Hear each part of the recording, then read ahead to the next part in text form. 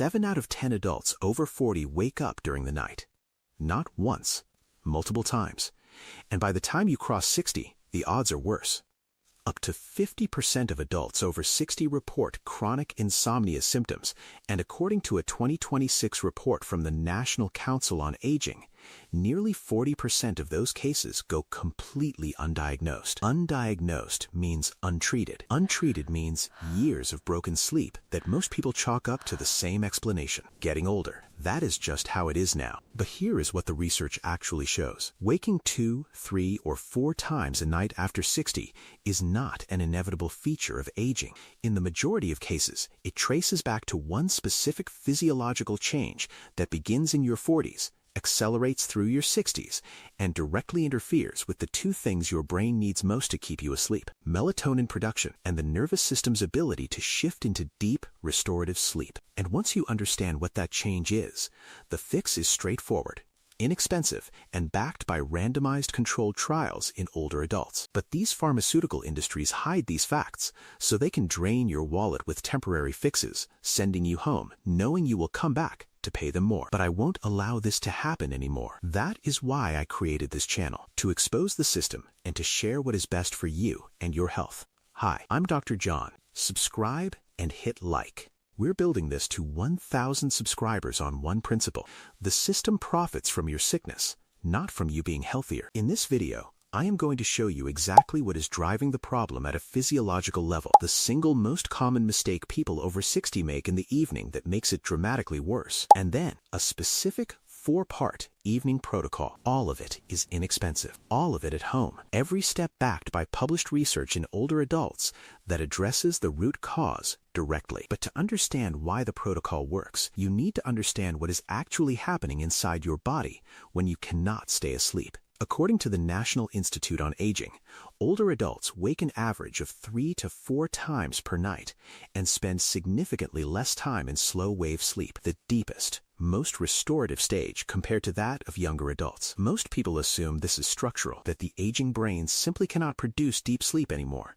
But research consistently points to a different explanation, one that is physiological and correctable. Magnesium levels naturally decline with age. By the time most people reach their 60s, their dietary intake of magnesium is already below recommended levels, and the body's ability to absorb it from food has also reduced. That combination creates a chronic, low-grade deficiency that most people never test for and most doctors never mention. And magnesium is not a peripheral nutrient.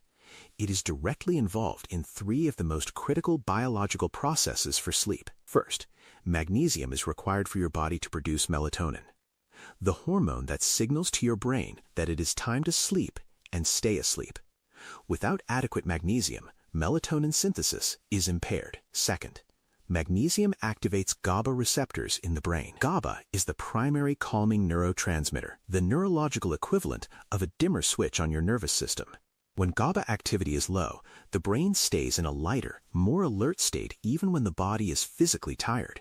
That is why so many people over 60 describe lying in bed exhausted but unable to stop their thoughts, or falling asleep easily but waking at 2 or 3 in the morning with their mind already running. Third, magnesium regulates muscle relaxation. Low magnesium is directly linked to restless leg syndrome and involuntary muscle tension during sleep, both of which fragment sleep architecture without the person always being aware of the cause. So in 2012, researchers enrolled elderly adults with insomnia and gave half of them 500 milligrams of magnesium daily for 8 weeks. The results were significant across every measured outcome. Sleep time increased. Sleep efficiency increased. Serum melatonin rose. The insomnia severity index dropped, and morning cortisol, the stress hormone that keeps you alert when you should be resting, fell. They also found out that a nightly combination of magnesium, zinc, and melatonin significantly improved sleep quality, improved ease of falling asleep, and improved morning alertness. These are not observational studies. These are controlled trials in the exact population we are talking about, and the mechanism is consistent across all of them. Replenishing magnesium restores the biochemical foundation that deep sleep depends on. Now there is a second piece of the puzzle that compounds the magnesium problem, and it's also a leading cause of sleep fragmentation in older adults: nocturia. It means waking at night to urinate, and it affects up to 80% of adults over 60 and is the single most commonly cited reason for nighttime awakenings in this age group. Nocturia is influenced by fluid regulation, bladder sensitivity, and cardiovascular function, all of which change with age, but it is also directly worsened by magnesium deficiency. So what you get is a compounding cycle. Low magnesium disrupts sleep architecture and makes nocturia worse. Nocturia fragments sleep further, and the fragmented sleep prevents the deep recovery that would otherwise help regulate the hormones involved in fluid balance. You wake up tired, the biology stays dysregulated, and the cycle repeats. But here's the part I want you to think about. If you are waking 2 or 3 times a night, how much of that do you believe is unavoidable? Write your answer in the comments, because what I am about to show you suggests the answer may be very different from what you have been told. But before I share the protocol, I need to address the single most common mistake I see people over 60 make in the evening, because no sleep routine can overcome it. The 3 biggest behavioral drivers of nighttime awakenings in older adults are alcohol before bed, caffeine consumed too late in the day, and large volumes of liquid in the hours before sleep. And yet all 3 of these are remarkably common in this age group, often framed as part of an established evening routine that feels harmless. Start with alcohol. The widespread belief that a drink before bed helps you sleep is one of the most persistent and most damaging myths in sleep medicine.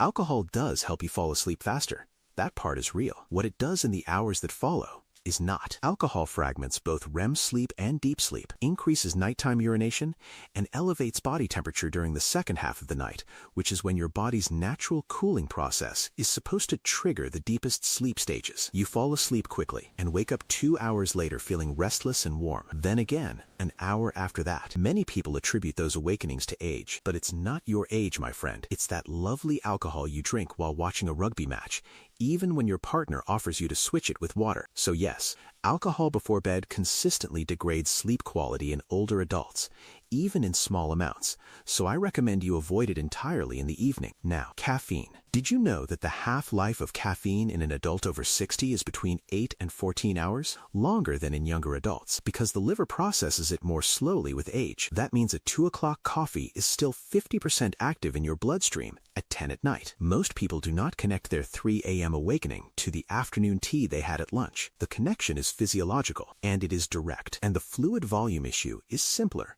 Large amounts of liquid consumed within 2 to 3 hours of bed increase overnight bathroom trips, regardless of their source. So, I recommend that you reduce large fluid intake in the late evening. Now with those variables understood, here is exactly what the evidence supports as a replacement. The protocol has 4 parts. Every single component is supported by published research in older adults.